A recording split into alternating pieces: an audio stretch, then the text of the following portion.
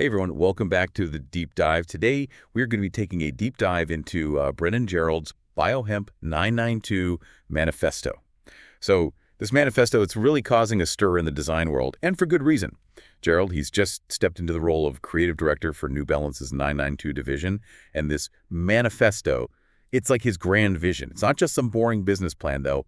We're talking about biodegradable sneakers, regional design influences, and even this program called Soul Reapers. It's pretty wild stuff. So we're going to break down each section of the manifesto and really get into why it's got everyone talking.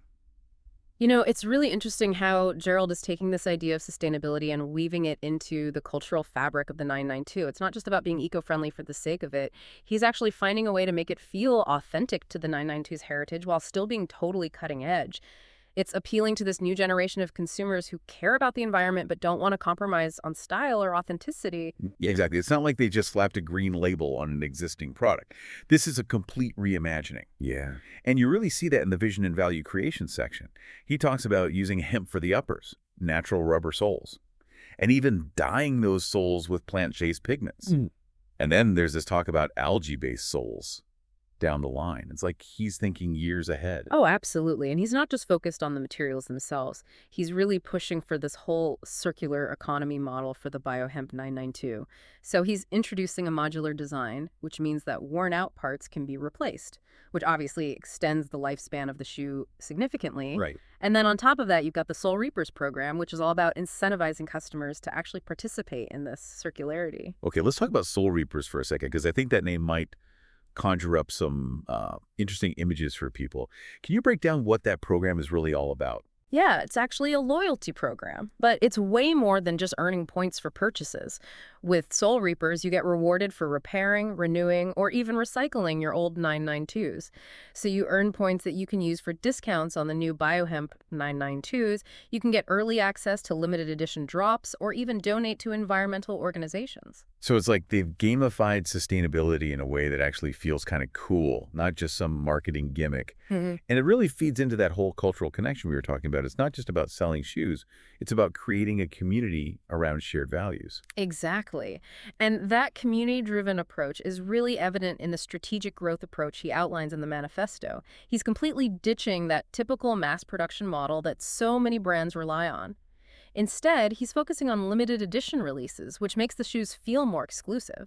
And it rewards those loyal 992 enthusiasts, but he's also taking it a step further. So this is where those regional production hubs come into play, right? You got it. Instead of having one centralized manufacturing system, he's proposing this network of localized production hubs. This cuts down on emissions from shipping and also allows them to tailor designs to specific regions and cultural influences. So it could see a Bio-Hemp 992 inspired by like Tokyo's bamboo forests, or one that reflects, the energy of DC's go-go music scene. I'm really loving this hyperlocal approach. It's like each pair tells a story, not just about sustainability, but about the place it came from. Absolutely, and it goes way beyond just aesthetics. Gerald wants to partner with local artisans and material innovators in each region. It's about building those connections with communities and tapping into regional expertise, which also brings us to his leadership philosophy. This is where the manifesto really starts to get interesting, because he's laying out a leadership culture that's all about empowerment, not control. Right. He's advocating for a vision-first approach to decision-making. So basically, every decision needs to align with the Bio-Hemp 992's core mission and values. But he also emphasizes community engagement. He wants to collaborate with artists, material innovators, to make sure the product is truly reflecting those regional cultures. It's so refreshing to see a leader who's not just talking about collaboration, but actually baking it into the structure of the brand. It's not about top-down control. It's about fostering creativity and actually listening to the community. And that brings us to operational excellence. So how do you take all these big ideas and make them work in the real world? Well, this is where the manifesto gets down to the nuts and bolts. He outlines a system built on those localized production hubs that we talked about, but he also wants to incorporate AI-driven efficiency and blockchain technology. Okay, hold on a second. I think we need to break down those terms, because AI and blockchain get thrown around a lot. But people don't always understand how they actually work in practice. So let's start with AI. How is he using that to enhance operational excellence? Well, he sees AI as this really powerful tool for demand prediction. So by analyzing data like past sales, social media trends, even things like weather patterns, they can predict with incredible accuracy what styles will be in demand in different regions. This means they only produce what they need, which cuts down on waste, reduces overstock, and ultimately makes the whole supply chain more efficient. So it's not just about using AI to automate production, it's about using it to make smarter decisions about what to produce in the first place. Exactly. And that ties into his use of blockchain technology. Blockchain is essentially like this decentralized, transparent ledger. It records every step in a product's journey. So for the Bio-Hemp 992, this means consumers could scan a code on their shoes and see exactly where the materials were sourced, how they were processed, who was involved in the manufacturing. I mean, that's so much more than just a cool tech feature. It's about building trust with the consumer by being totally transparent. You can actually trace the journey of your shoes from the hemp farm to your feet. Very few brands are doing that right now. Right. It's about proving their commitment to sustainability, not just talking about it. And that level of transparency is so crucial in a world where consumers are, they're bombarded with greenwashing. All right, so we've covered a lot of ground here. We've talked about vision, value creation, strategic growth, leadership culture, and operational excellence. Mhm. But let's take a step back for a second and think about what all of this really means. We're not just talking about a brand trying to sell a product. This is about creating a movement. What strikes me is that Gerald's framing the Biohemp 992 as more than just a shoe. It's a statement. It's like a symbol of this conscious choice to engage with fashion in a way that aligns with your values. And that message is really resonating with people, especially younger generations who are demanding more from the brands they support. Absolutely. They're not just buying products, they're buying into a belief system. And that's a powerful thing. It's not just about, appealing to people's consciences. It's about making a product that people actually want, something they desire. Yeah, it's not just about wearing your eco values on your sleeve, or on your feet, I guess in this case. It's about looking good while you're doing it. And that's where all those limited edition drops, the regional designs, the collaborations with local artists come in. Sure. It's taking the Biohemp 992 beyond just being a sustainable shoe. It's making it a collectible, like a cultural artifact almost. Exactly. And that sense of cultural relevance is what's going to make this product last. It's future-proofed. And he actually dedicates a whole section of the manifesto to this idea of future-proofing. He outlines these strategies to ensure that the Biohemp 992 stays ahead of the curve, both in terms of the sustainability movement and just world of footwear in general. Okay, so let's get into future proofing. What kind of things is he talking about? I'm hoping for some really innovative stuff here. Oh, he's not just stopping at hemp and natural rubber. He's looking at these next generation materials. He specifically mentions algae-based soles, which could be even more sustainable than traditional rubber. And then he even talks about experimenting with self-healing fabrics, which could dramatically increase the lifespan of these shoes. Self-healing fabrics. Okay, that is officially next level. So he's thinking about materials, but what about the design itself? Because trends change, aesthetics evolve. How do you make sure that Biohemp 992 doesn't become, yesterday's news? That's where that modular construction comes in. Remember, he's not designing just a single product. He's designing a system.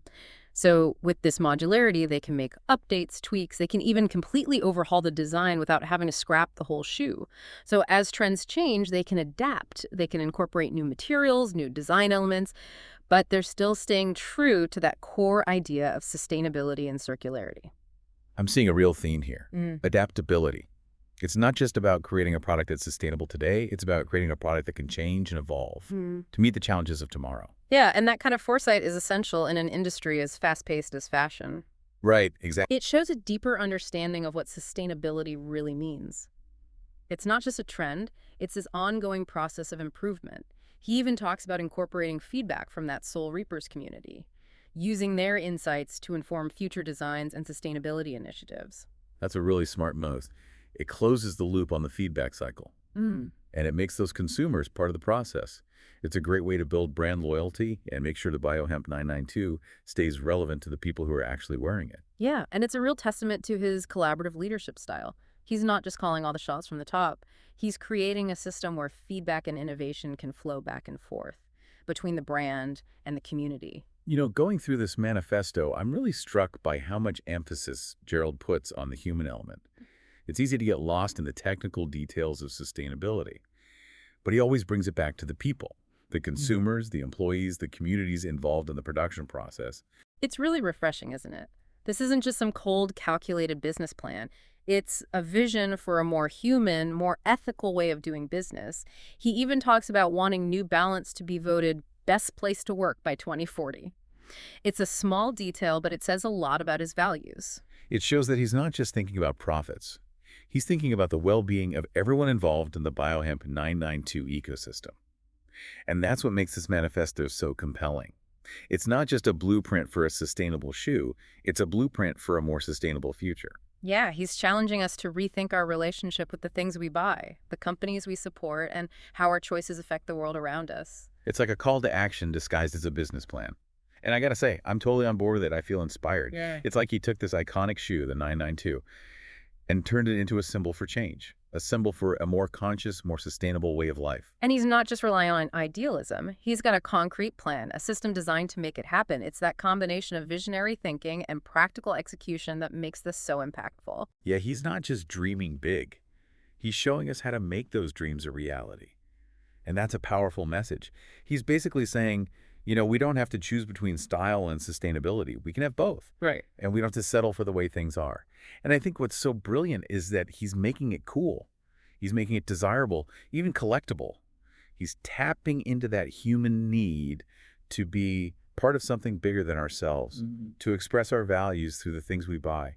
Yeah, and he's proving that sustainability can actually drive innovation. It's not a limitation. The Bio-Hemp 992 isn't just a shoe. It's a platform for experimentation, for pushing the boundaries of what's possible in footwear. Like, think about the Soul Reapers program for a second. It's not just a clever marketing ploy. It's a whole new way of thinking about ownership. It's building a community around this idea of extending the life of a product, of repairing and renewing things instead of just constantly buying new stuff. Yeah, it's like he's using behavioral economics to create a more sustainable future. It's brilliant. And it's working. People are genuinely excited about the Bio-Hemp 992, not just because it's a cool shoe, but because it stands for something. I think we're seeing a real cultural shift happening here. Sustainability isn't this niche thing anymore. It's going mainstream. And brands like New Balance are leading the way. And they're doing it by speaking to our emotions. It's not just about facts and figures. It's about stories, connections, belonging. It's about remembering that the things we buy, they're more than just objects. They're extensions of ourselves. They reflect our values, our aspirations. So as we wrap up our deep dive into Brennan Gerald's Bio-Hemp 992 manifesto, let's take a minute to think about what we've learned. I think for me, it's about the power of vision. Gerald has laid out this incredibly clear vision of the future. A future where style and sustainability are not at odds, but intertwined. He's showing us that we can create products that are both beautiful and responsible, desirable and ethical. And he's not just presenting a vision, he's backing it up with a plan. A system that's built on innovation, collaboration, and a deep respect for people and the planet. Yeah, he's not just talking the talk, he's walking the walk. And he's challenging all of us to do the same, to really think about the choices we make and the impact we have. Right. He's saying we can do better. And here's how. The Bio-Hemp 992, it's more than just a shoe. It's a symbol of this new era of conscious consumerism, where we demand more from the brands we support. And we choose to align ourselves with companies that share our values. Absolutely. So next time you put on your shoes, think about what they represent. Think about the stories they tell, the journey they've been on, and the impact they have on the world. What does owning a piece of culture mean to you when it comes to sustainable consumption? That's the question Brennan Gerald is posing to all of us. And it's a conversation we need to keep having. Thanks for joining us on The Deep Dive.